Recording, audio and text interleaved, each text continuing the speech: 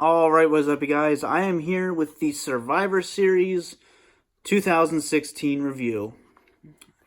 Now, this is kind of a divisive pay-per-view. Really just for the main event. But in terms of quality of this pay-per-view, this is phenomenal. I think this is the best pay-per-view of 2016. And really no contest. Like, it literally... I remember watching it live, and I was just blown away by a lot of aspects of this pay-per-view. And this was a kind of a time of change during the so-called new era of WWE and the brand split. And we really got a small little taste of what we could expect from further Survivor Series in terms of a Raw and SmackDown kind of competitive nature. It's not fully Raw versus SmackDown like the later ones, like 17 and 18, and presumably 19. But we do kind of see some foreshadowing for that. So opening up the pay-per-view, we only had 6 matches on the main card, which is how I prefer it. I prefer a small number of really good matches over like 12 just short, shitty matches. So I will always take quality over quantity. So first we saw the 5-on-5 Survivor Series elimination match for the women's SmackDown and Raw teams. And, it was okay. It's kind of the same thing a lot of the times for the women's elimination matches. Kind of the same structure. They're never bad, but they're never all that great. And then we saw the Miz versus Sami Zayn for the Intercontinental Championship. This went 14 minutes. Not bad, 2 very talented guys in there. I'm a huge fan of the Miz.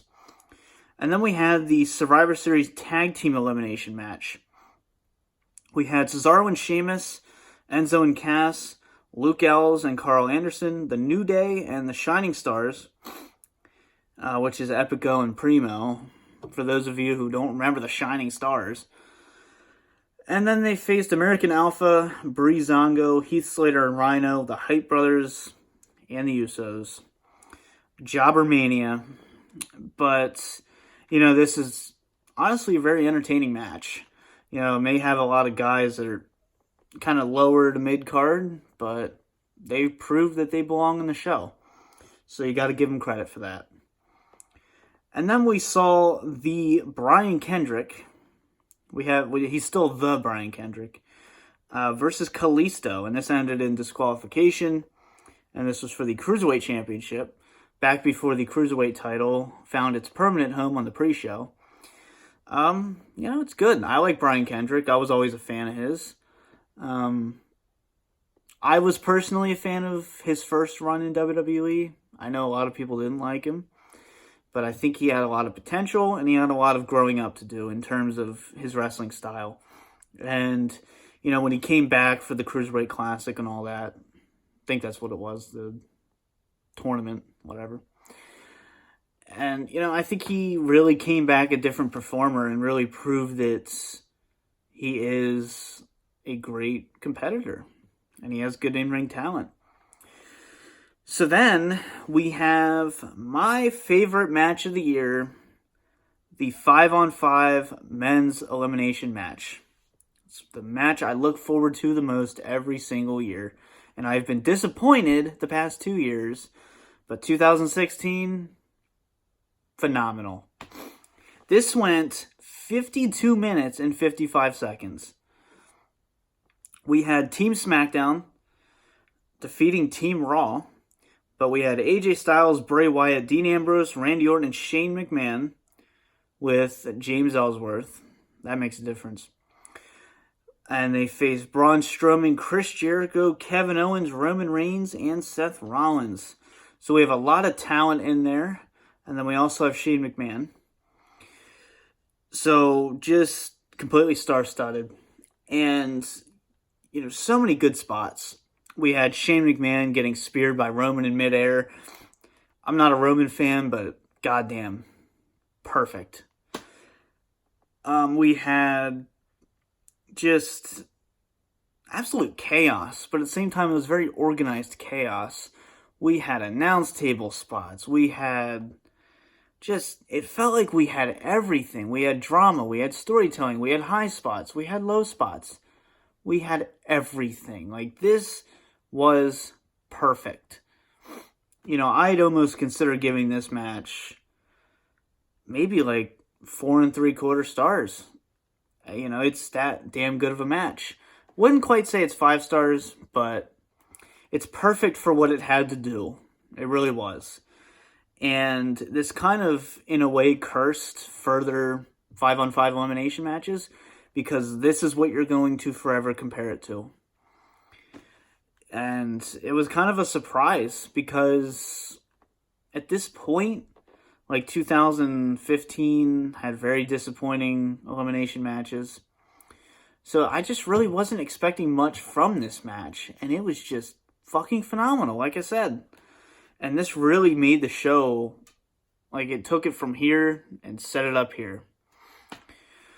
And then your main event. This is where it gets controversial for a lot of people. I'll give my opinion on that then. But we had Goldberg defeating Brock Lesnar in 1 minute and 26 seconds to basically try to rewrite history a bit. WrestleMania 20, they had a complete stinker of a match.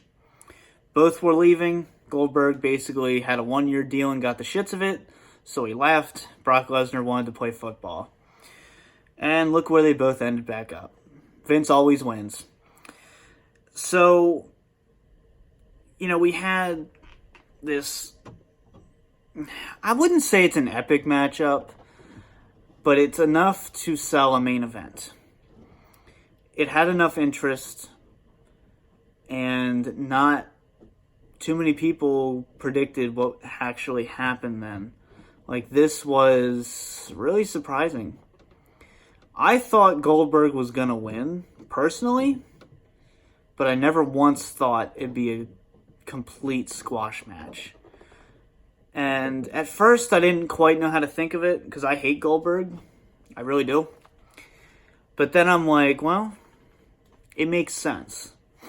So I liked how this was booked. I really did.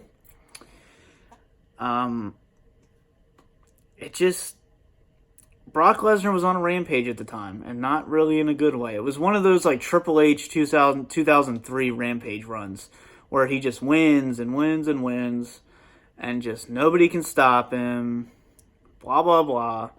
And then you have this shit happen, and you're just like, well, fuck. He's not invincible. It's good to see Brock Lesnar on his ass.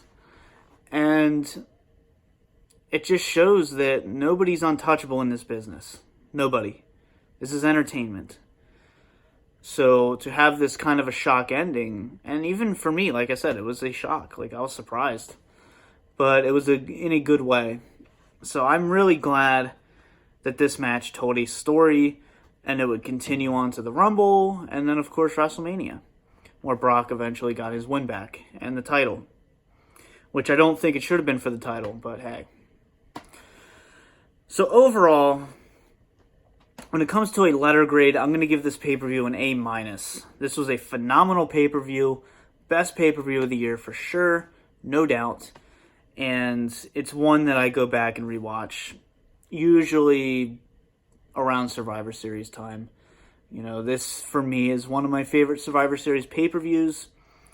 And, we had a good run. 2018 was great, 2017 was great, and 2016 was great.